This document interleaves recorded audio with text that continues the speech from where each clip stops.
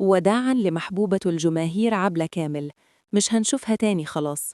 والجمهور في حالة ذهول بعد الخبر الصدمة اللي نزل زي الصاعقة.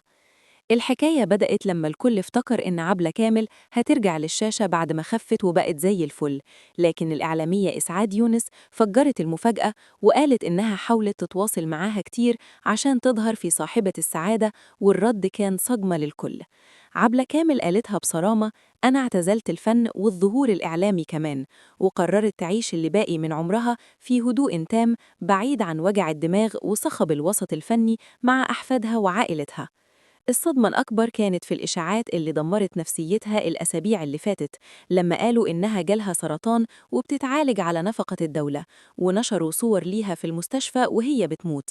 لكن الحقيقة طلعت مرعبة أكتر، لأن الصور دي مفبركة بالذكاء الاصطناعي. وعبلة بنفسها كلمت لميس الحديدي وقالت: أنا بخير ورفقا بقلبي، وأنا مسامحة اللي قال محتاجة فلوس.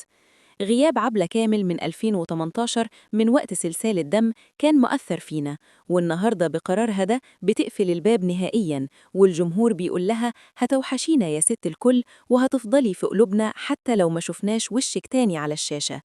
اوعى تنسى الاشتراك بالقناة والإعجاب بالفيديو.